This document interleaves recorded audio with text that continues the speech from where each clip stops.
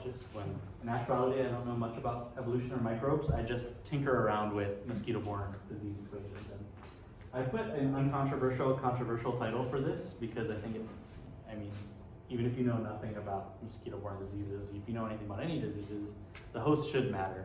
But in a lot of the ways that people think about transmission of mosquito-borne diseases in particular, they just focus on the mosquito or the parasite. And I've really kind of tried to focus on hosts and interactions, that interaction term mostly. Before I get more into the theoretical stuff I work on, I thought I could go back to my dissertation work, which focused on avian malaria here in Hawaii. Maybe since it's place-based, it's interesting. Some trivia to learn. So in the islands, there used to be 142 bird species. 95 of them we know are extinct, and I think 2 were added this year. It's hard to prove that things are extinct. 10 are presumed, and so 2 moved over, and kind of the remainder basically are endangered or threatened. And a primary cause of this has been avian malaria. So now 7 years ago, the EEV, this red bird all the way on your right, was listed, and avian malaria was identified as a primary driver of its decline. These birds are important for a whole range of reasons. So ecologically, you can see their weird beak shapes. They were important pollinators. They're important food sources for kind of like the native raptors. They're important scientifically because they're literally textbook examples of adaptive radiation. You see it in the textbook. They're important economically, so they're considered American bird species, which means that if you're a completionist birder, you have to come to Hawaii and try and find these birds and spend some money here. And which is funny, it's quite a big chunk of money annually. And then culturally, they were kind of like indicators of whether or not you're a good ruler, because you could have large populations of these guys in your neck of the woods, and their feathers would be used to build capes. So if you're like a great chief, you took care of your uplands, you had a lot of birds, and you also produced enough food that you can afford to have someone's job be go out and catch some birds for me and weave them into capes. So these what are called honey creepers were incredibly important and are till to this day. And so I just tinkered around with a model of mosquito-borne disease transmission for these 3 bird species. They get avian malaria. This particular strain or species is Plasmodium relictum, which was introduced here by the southern house mosquito, which was also introduced here. Probably came from some chickens that people imported. And maybe the most interesting thing about this system is that we had really good serology data based on some sacrifices made on birds, that we could understand that, as opposed to most systems, we kind of think of just susceptible, maybe exposed, maybe infected. But these later compartments where there's a stage where serology, like the amount of plasmodium they had shoots upwards, and it either keeps going and they drop dead, or it kind of hits an inflection point and they just remain infected forever. So we had some pretty good data that we could use. Very few data points, but they were all very consistent to fit this model. And just to give you an idea, for like the EEV, if they get infected, over 90% of them will die from infection. And so this wasn't a very subtle model to put together. And we just looked at 2 of the most conventional control methods to see if can you actually rescue this system using conventional means. And the answer is no. This red box area is the best you can do. So on the x-axis, you can reduce how much larval carrying capacity there is on the landscape by removing some water sources. On the y-axis, you could maybe increase recruitment of the birds by captively propagating them. And so to get from the 50% of total carrying capacity to 100%, you have to spend the entire US economy on doing this. And so kind of the recommendation from this paper was to pursue techniques like cytoplasmic incompatibility utilizing Wolbachia. And this was published not too long ago, but back then to us it seemed like a moonshot, impossible. And then just within the past 2 years, they have a whole plan. They're we're going to implement this within 5 years, no problem. Thanks in large part to a bunch of big donors coming in and spending money. But yeah, it was cool. They didn't read my paper and take that recommendation, I don't think. But I was okay, good. As long as they're not spending money trying to do these conventional methods, which definitely would work. Okay, and then I pivoted to the actual thing that people think about with mosquito-borne diseases. like malaria and dengue, which infect human beings at outrageous numbers. Mosquito-borne diseases interest me because, in my mind, it's strange that they're still around. So with directly transmitted diseases, we would have to stop people from hanging out with each other, which is something we like to do. Versus with mosquito-borne diseases, we need to stop people from getting bitten by mosquitoes, which nobody likes getting bitten by mosquitoes. So it's strange that it's such an intransient problem. Recently, with COVID coming around that changed global priorities, we've seen an uptick and a failure in our trends to reduce malaria, and so that's also kind of scary. And these outbreaks are really, really complex. I let it go off the page because this goes through the floor, how many different things that people think are important to consider for outbreaks. So I like to focus on the ecology of the different hosts, the insect and the vertebrate, the life history of the mosquito, and then some of the traits of pathogens. But you might consider the microbial communities in the mosquito vector and the vertebrate host. Those might be important as well. And there's an exchange as well. You do have like a blood microbiome as well that might play a role, but I haven't focused on that. But what I have worked on recently is looking at how climate change might affect mosquito-borne disease. And so we don't have a clear answer about what to expect. A lot of people say we just don't know, and they've kind of copped out there. Some folks say, well, we should expect colder regions that have been free of mosquitoes to get some big outbreaks. And so we have some work like this by Aaron Mordecai's group at Stanford that have kind of built mechanisms into models to understand at what temperature do we expect the potential for transmission to be maximized. And so, they, by adding in these mechanisms and doing things more explicitly, they went from a previous estimate of R naught for malaria being around 32 Celsius to around 26. And so that's gonna lead to very different predictions about where we're gonna see malaria pop up or disappear around the globe. For instance, if you're at 32 Celsius, right, this blue curve is pretty low. So they predict that you might actually lose malaria in places that get too hot, which has been something of a controversial finding. But all these models, so this is one paper, but there's a whole set of them. They throw out all the host traits and behavior. Basically, the standard models let you just divide out all the host stuff and ignore it, and you can still get this curve. And I think that's probably not realistic. That the parasite and the parasite spends a good amount of time in the host and experiences that environment where it's not exposed to temperature outside, and interactions between hosts and vectors might change in different thermal environments. So I set out to try and include host traits, to try and see. In particular, the lab I was working in, we were focused on understanding animal populations that supported mosquito-borne disease transmission, not necessarily human, but that's why we had this for example. So a key element is thinking about mosquito-host contact as an interactive process. It's almost like a predatory process. And it seems to be a common, seemingly died off in the literature as a belief system. But it was fairly common in the 70s, 80s, and 90s for people to think this way, that animals, including ourselves, have a lot of behaviors we use to avoid biting insects and mosquitoes in particular, like grouping together to minimize our per individual chance of getting bitten, or just going inside, or find a chipmunk going underground, those sorts of things. And so we want to integrate those elements of the host behavior and its population density into modeling.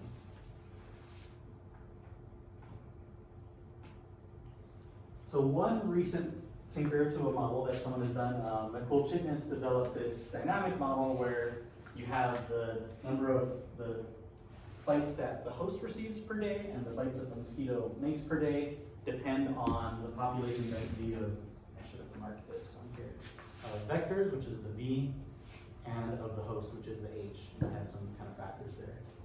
And so this is a modification of what's called the Ross-McDonald model, which Sir Ronald Ross wrote down in, I think, 1903, and which continues to be the model that everyone uses 120 years later. It ends up being a generalization that you obtain by assuming that this sigma H here, which represents like a theoretical maximum number of mosquito bites per day you're willing to tolerate. And so the old model really assumes that any individual, be it a human or an animal, is willing to tolerate infinitely many mosquito bites per day. So you may not think that this is a very realistic model, but at least phenomenologically includes the assumption that nothing is happy with getting eaten to death by mosquitoes. So we don't have much of an idea of what this quantity sigma H should be in nature because no one's really measured it, but we can play around with it in models and see what we get. And another way to think of these kind of terms in parentheses, this kind of looks like a functional form that Maria used in a model. You can think of it as like a trade-off in supply. So the hosts are supplying a certain amount of blood meals per day, and the mosquitoes are demanding a certain number per day from the hosts. And so you have to kind of balance those two things out to come up with the final number. And it turns out this simple phenomenological model changes what the predictions you get for the temperature. So this is what those curves look like. So the blue is the standard model. So you see that standard model assumes that mosquitoes get as many blood meals as they want per day, no matter what. Whereas in the chitinous dynamic model, when you have really low host population densities, they struggle to find something to feed on, and that number really drops down. And they kind of, at really high mosquito population densities, they kind of disrupt each other and aren't able to feed as much as they'd like on a per individual basis. So this is the huge model we have. We have an SIR model for the hosts, an SI, susceptible infected, for the vectors. But a lot of these parameters, all the parameters in gold, depend on temperature. And so we have to determine those things. But we're going to assume, make a very strong assumption, but a common assumption in this literature, that temperature is fixed. It does not change. And so that makes things a little bit easier to deal with. And then we'll consider those two models, the standard one, the Ross-McDonald, and then this one that kind of has this assumption about limitation of host availability for feeding. Can I ask you a quick question? Yeah, on this one.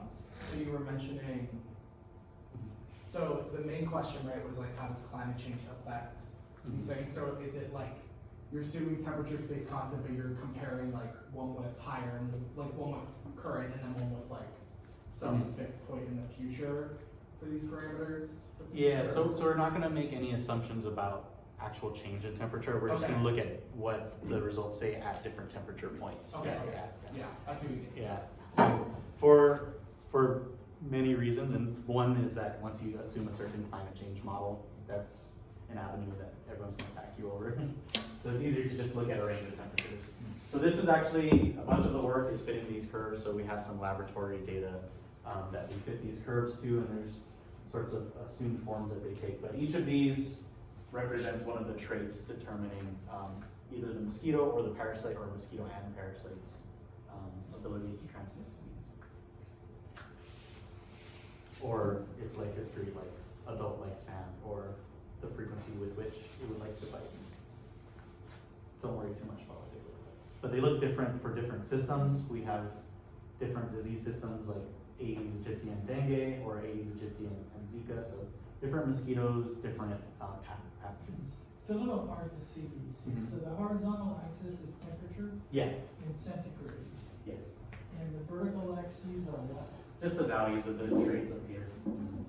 I took this straight from the paper. Say that? They're the values of the traits listed here. So this is the development rate of immature mosquitoes, and so in units of per day, per unit time. So. Maybe the rest of you are better. I say No, it's small. I took this directly from the paper, so this isn't optimized for a presentation. And so the point is simply that there is an optimum for everything. Oh no, the point is that we're able to fit curves to these things from data. Yeah, we have nice curves that if you ask me what the value of the immature development rate at 16 Celsius was, I could pick it out from It's this. like adult lifespan, biting frequency, X per female. So it's just the parameters to fit now.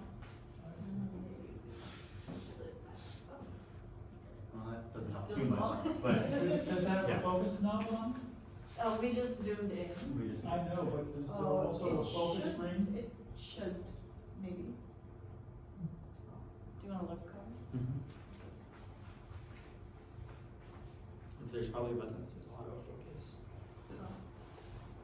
Oh. Oh, here. No? Oh, I didn't hear that. Do that. Okay. Oh, okay, that looks crisper. Yeah. Okay. But these are fairly standard across different, so we just had to redo these curves because the reviewer insisted we do it. Okay, so these are similar, so these are the data on similar. Mm-hmm. Okay, got it. So just I think this is more interesting. So the way we kind of measure trait variation with temperature, there's these so-called thermal performance curves. So you have like temperature on the x-axis and then the performance of the trait on the y-axis. So the way we're going to proceed with this study is we think of the R naught of the model of the system as being a temperature dependent trait. So we're going to measure a couple properties of it. One, the range of temperatures at which it exceeds 1, so that's the baseline to measure it by, and then this T-opt, which is the temperature where the performance is maximized. So in past studies, they just care about that T-opt because they use normalized curves. So you can always find the peak. If you normalize something, it just moves it up and down, but doesn't move where the peak is. But because they normalized it, they couldn't find this boundary here where R naught equals 1, which if you know from COVID and hearing about R naught all the time, that's the critical bifurcation point and something that's really important. And so by not normalizing out the host stuff, we're able to measure that as well. And that's the key utility of our model. So, but we'll still narrow it down to T-opt and then the width of this temperature range because it's easier to plot those things rather than having the two endpoints and this and that. Just to orient some plots I'm going to show. So on the x-axis, so we care about host availability, which has two factors: how populous the host is, so population density on the x-axis, and how tolerant it is towards being bitten by mosquitoes. Okay, this one. Mhm. So the previous, You want me to go to the previous slide? yeah, so you're not assuming that there's this kind of performance curve for all Yes. the traits, right? Because the fits Mhm. don't have this form. So you do, the fitting process does involve assumptions about the shapes they take. There are kind of 3 fundamental curves that people use for these, and you do some algorithmic process that tells you, some model selection, which one to use. I But guess none most of them look like it could be Yeah. performance curve, except for this one. Yeah, the one like, weird one. Yeah. There's not much evidence for that curve to come back down, so that's why that looks like that. Oh, wow. But we don't a priori assume that R naught itself takes this form. And it's interesting that it does. I'm not going to show those curves because it's too much information. But when you do calculate R naught as a function of temperature, it does have this unimodal shape. But wait, I didn't think you were doing that. So you were taking the performance Mhm. curves and then mapping. Mhm. So you have temperature. So I right, fix temperature, I get a bunch of parameter values, I calculate R naught. for each of those, Yeah, and for then, each value of and then now temperature. you have a map from temperature to R naught, Yeah. Uh-huh. which is not this. This is still a. This is just an explanatory figure from Okay. another paper, yeah, for different metrics of these things. Yeah. So for example, here would you say something like, so you draw a R naught, Mhm. which looks like a straight line here, and horizontal line, and then for all these temperature values where the performance rate is over the R naught equal to 1 value, that is the temperature range where the disease will transmit. Yeah. Okay. So I measure all those, the width of that interval. And so the wider that interval is, I should have said this, you expect transmission to occur at a wider range of temperatures, right? And we're going to think of these as functions as well of the availability of the host, because we want to try and understand what are the traits of the host that make them better transmitters. Right, that's why I'm comparing these two things, the density of the host and its tolerance. And so if you're down here in this quarter, you're a very sparsely populated host population that doesn't get bitten by mosquitoes. And then, you guys know how to read graphs. And I'll have some, and so there'll be heat maps as well. So I'll either look at the thermal optimum here, so the color will indicate the temperature at which R naught is maximized. And then I'll use so here it is for the 5 systems. And I put them all on the same page because they all look pretty similar. So inside this black curve is where R naught exceeds 1. And outside of that means you don't have transmission, so it's not relevant for, you don't care if you've optimized transmission if it's less than 1, right? Because then you don't, it dies out anyways. And so what's interesting is that the order that the colors changes across systems. So the bluer colors are colder temperatures, red is warmer, and the different pots are for different disease systems. And what you can see is that for most of them, as you go towards the bottom left, you get warmer thermal optima. Whereas for malaria, which should be the odd one out because it involves a protozoa and a weird mosquito species, you get the opposite direction. And this is just based on the trait values, right? We don't know that in the model those things I just said about it being a protozoa and that sort of thing. So, and in most of these other 4 with the white arrows, there's only like a 1 degree Celsius change in the thermal optimum. Whereas in the malaria one, you get a 5 degree Celsius change possibly, depending on the traits of your host population. And so this was very controversial with reviewers. It is in production, I just need to finish the proof, so we did get this through. And so our argument is that was to go to another controversial argument that this thermal optimum is not a very useful metric for measuring transmission, because it just tells you when you hit that peak. But whether you're really flat at that peak or really pointy matters a lot, right? So I'm gonna go back to that. If you're really flat at this thermal optimum, then it doesn't really matter where the thermal optimum is, because you're basically the same as you change the temperature. Whereas if it's really peaky, right, then it matters a lot. And no one has really considered the convexity of the function at that point, which is what you should consider. But it is just a point estimate, it's not very useful. So we argued that this, and I don't know why I made this so small, that the thermal tolerance range width is more useful. It tells you, there's a wider range of temperatures at which you can expect transmission to occur. And in fact, across these 5 systems, you get basically the same picture. I think I'll make this yeah, so you get basically the same pictures. This is a zoom in of that. You get broad thermal tolerance when you've got some host that doesn't mind getting bitten by mosquitoes and it lives at some low population densities. And then in this lower left region, you don't get any transmission. And then as you keep increasing population density, transmission dies out. And people were also upset about this idea that we pointed out, when that's in fact also true in the regular standard model, because you've got like host density in the denominator of your incidence function. You just throw that out to infinity, you're always going to go to 0. So they pointed out that didn't make sense in our model. We pointed out you're correct. Yeah, just slow down. Yeah.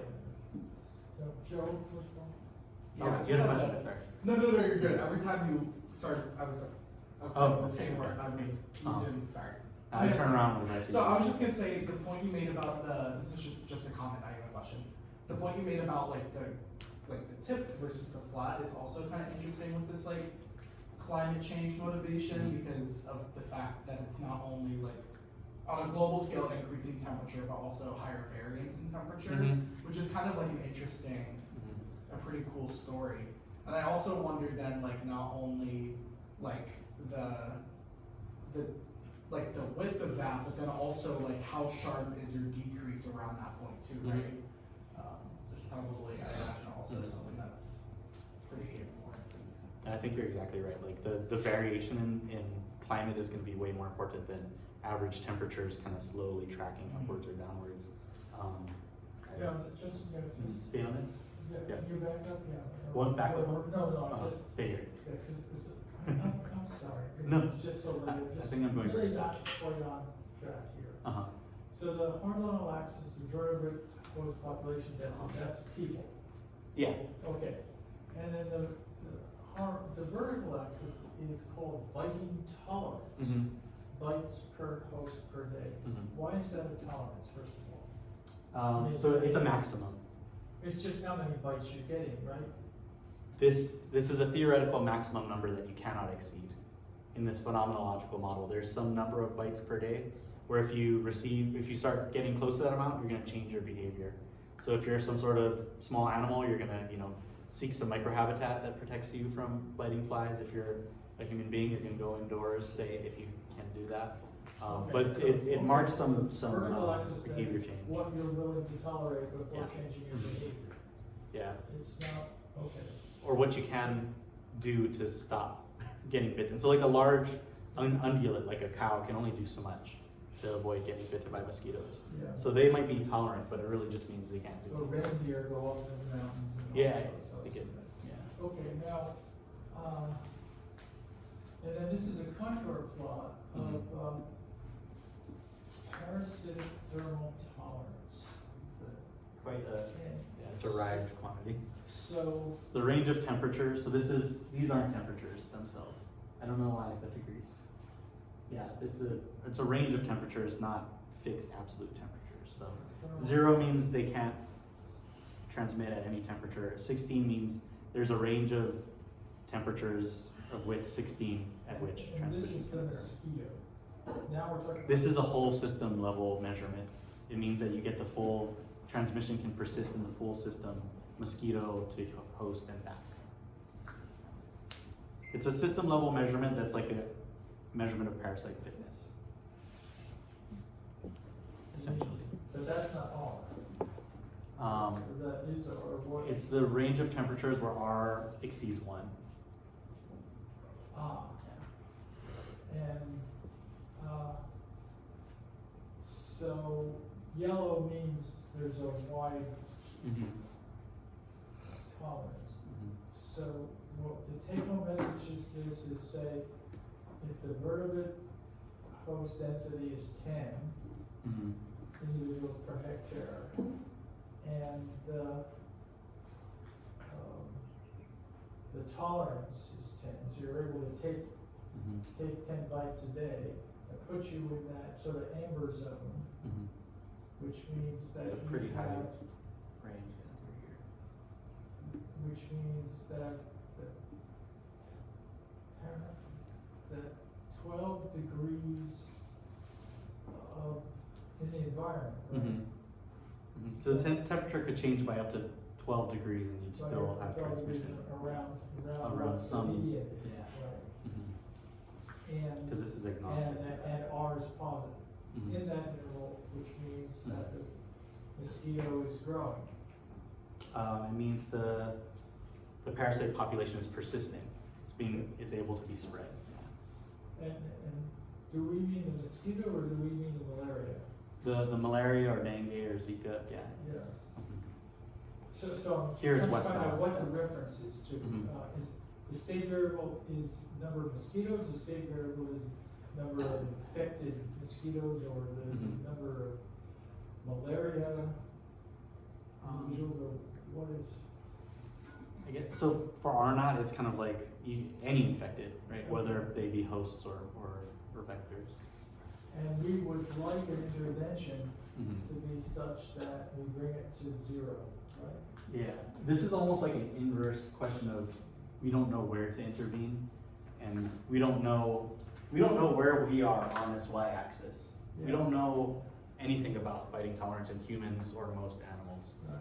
We can imagine that there's some number, but no one's done any studies by putting someone in a cage. Why, from your perspective, Uh-huh. why is that an interesting graph? Why is this an interesting graph? Hmm. Why, Because I think this is a more interesting interpretation of it. yeah, So there you have really high sensitivity to this unknown parameter at low population densities, right? We go from no transmission to a super high, yeah. at an order of magnitude, and we truly don't know what this parameter is.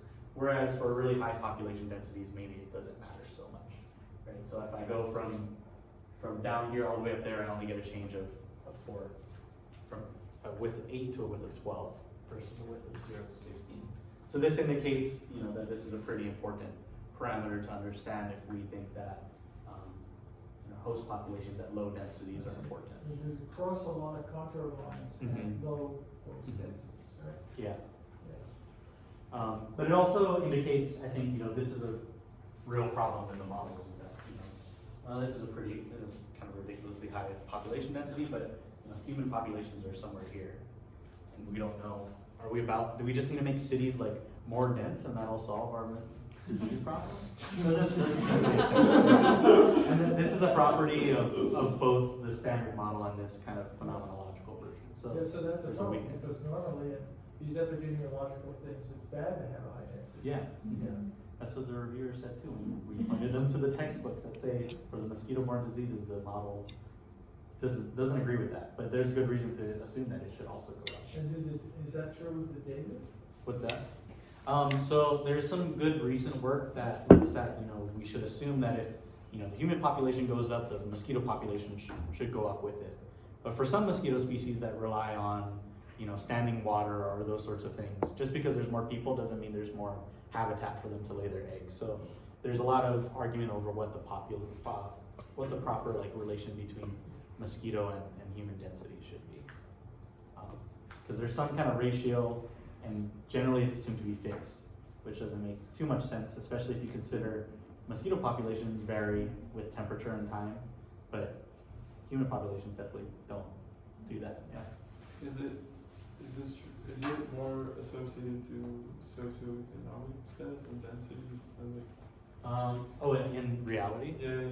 Yeah. So I mean, this is like throwing out all the socioeconomic stuff, which could So be that important. means in the slum of Delhi, there's no risk of malaria? Well, I guess the smart people who work on the socioeconomics would say, if you add more people and that creates more larval habitat, then that's when it becomes an issue. Right? So you need to somehow disrupt the connection between increasing human density and increasing mosquito density. Like there's just some point where human density just like gets rid of some pertinent life history type things. Yeah, like if you get so dense that there's nowhere for water to pool anywhere, Well, I personally fought chikungunya in a slum in Delhi. Yeah. So. We don't want to point now. And also this biting tolerance thing is culturally important too, right? Like it might depend on if you can't work inside, then you're gonna be exposed to mosquitoes a lot more. You can't change what you do. I forgot where the biting tolerance goes into the model, but can I interpret that as effectiveness of interventions of the sort, like you said, getting indoors, right? Like you can you can get under a mosquito net or put on some mosquito repellent after certain states, and also the effectiveness of that particular intervention. It wouldn't be a good, there's a better version of that functional form I use that I'd like to work on that has a way for you to mechanistically include what you've just described.